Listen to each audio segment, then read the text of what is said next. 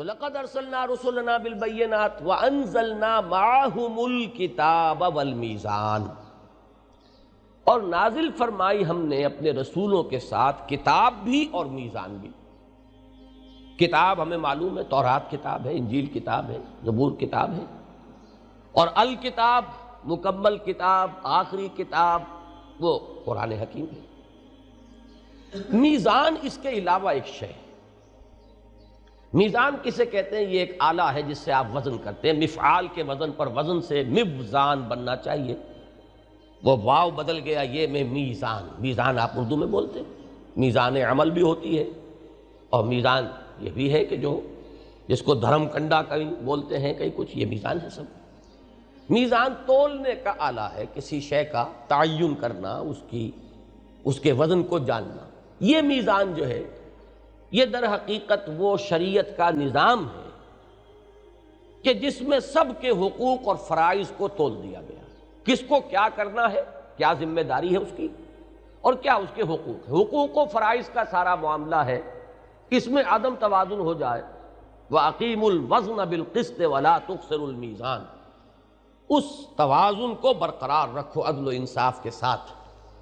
اگر اس میں ذرا ادھر ادھر ہو گیا، مزدور کو اس کا حق نہ ملا، اور سرمایہ دار جو ہے انتہائی سادگی سے کھا گیا مزدور مات، اگر یہ ہو گیا تو ایک وقت آئے گا کہ مزدور جو ہے تختہ الٹ دے گا، تصادم ہوگا، نتائج نکلیں گے۔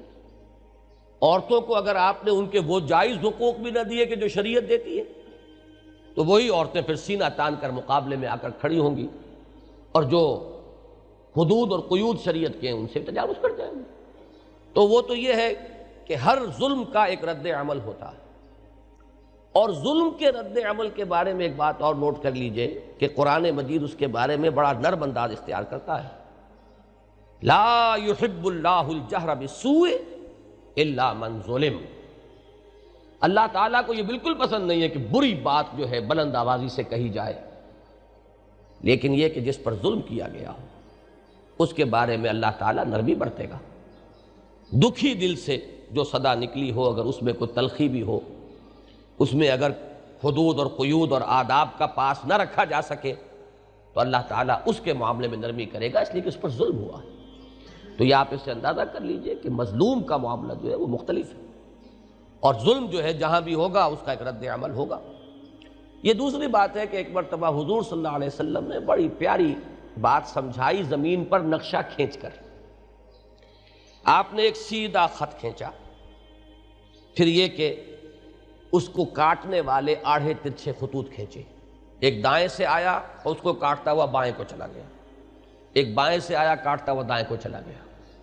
یہ جو آپ نے تصویر بنائی، عجیب طریقے سے حضور نے تمدن کا وہ جو پورا نظام چلتا ہے، اور جس طریقے سے تمدن کے افراط و تفریط کے دھکے ہیں جن سے نوع انسانی اس وقت دوچار ہے، اس کی بہترین ڈائیگرامیٹک ریپرزنٹیشن ہے وہ جو حضور صلی اللہ علیہ وسلم نے کی۔ ایک تو یہ صراط مستقیم ہے جو صرف اللہ دے سکتا ہے، کسی اور کے بس میں ہے ہی نہیں، وہ ہدایت، وہ صراط سوی، صراط مستقیم، یہ تو ظاہر بات ہے کہ وہی ہستی دے سکتی ہے کہ جو بالکل غیر جانبدار ہو۔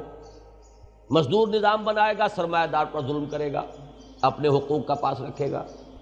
سرمایہ دار نظام بنائے گا، اپنے حقوق کا تحفظ کرے گا، مزدور کو پیسے گا۔ زمیندار بیٹھے ہوں گے آپ کی پارلیمنٹ میں جیسے کہ ہمیشہ ہوتے ہیں، وہ جو نظام بنائیں گے ظاہر بات ہے کہ وہ کسانوں کو تو حقوق نہیں دیں گے، آپ ان سے توقع نہ کیجیے، وہ تو اپنے حقوق کا تحفظ کریں گے۔ اور اگر کہیں کسان کھڑے ہو گئے ریوولٹ میں، تو پھر یہ کہ جو وہ کریں گے وہ دنیا میں اور دوسرے ممالک میں ہوا ہے۔ اگر عورتوں کے ہاتھ میں اختیار آ گیا تو وہ نظام بنائیں گے جو کلوپیٹرا نے بنایا تھا کسی زمانے میں۔ تو یہ سارا معاملہ جو ہے دنیا میں، یہ تو صرف وہ ہستی کی جو قطعاً غیر جانبدار ہو، وہ کون ہو سکتی ہے؟ سوائے اللہ کے تو کوئی ہستی نہیں۔ لہذا صراط مستقیم دینے والا تو صرف ایک ہے، وہ اللہ۔ اسی لیے ہم اسی سے تو مانگتے ہیں ہر نماز کی ہر رکعت میں، اہدنا الصراط المستقیم۔ اب اس صراط مستقیم کو یوں سمجھیے، اس دنیا میں تو وہ راہ ہدایت ہے، اس کے بعد چل کر میدان حشر میں وہی پل صراط ہو جائے گا، الصراط۔ پھر یہی ہے کہ جو جنت میں پہنچا دے گا۔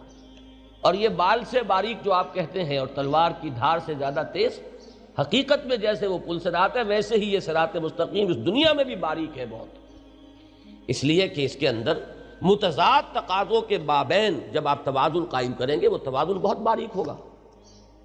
لو سانس بھی آہستہ کے نازک ہے بہت کام، آفاق کی اس کارگہ شیشہ گری میں ذرا سا عدم توازن اس کو ڈسٹرب کر دے گا، اس لیے کہ وہ تو متضاد تقاضے ہیں نا۔ آپ کو معلوم ہے کہ جیومیٹری میں ایک خط کی کیا ڈیفینیشن ہے؟ لائن کسے کہتے ہیں آپ؟ خط وہ ہے کہ جس کی صرف ایک ڈائمنشن ہے، لینتھ ہے، بریڈتھ کوئی نہیں۔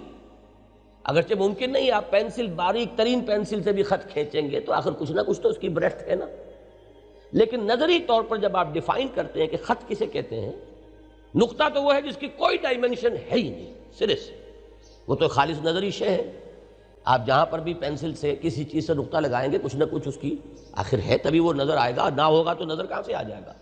ہر چند کہیں کہ ہے نہیں ہے، تو خط کسے کہتے ہیں؟ جس کی صرف ایک ڈائمنشن ہے، لینتھ ہے، بریڈتھ کوئی نہیں۔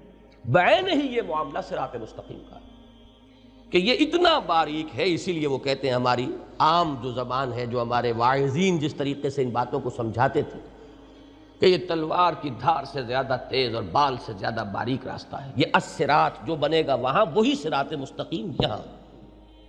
اب ہوتا کیا ہے کہ جو غلط راستے ہیں دائیں بائیں سے آتے ہیں وہ لیفٹسٹ ہوں گے یا رائٹسٹ ہوں گے، ظاہر بات ہے وہی دائیں بائیں کے راستے، اور وہ ہمیشہ راستہ آئے گا صراط کی طرف، اس لیے کہ فطرت انسانی مجبور کرتی ہے کہ کہاں جا رہے ہو، فَأَيْنَ تَذْهَبُونَ، کدھر جا رہے ہو، لوٹو۔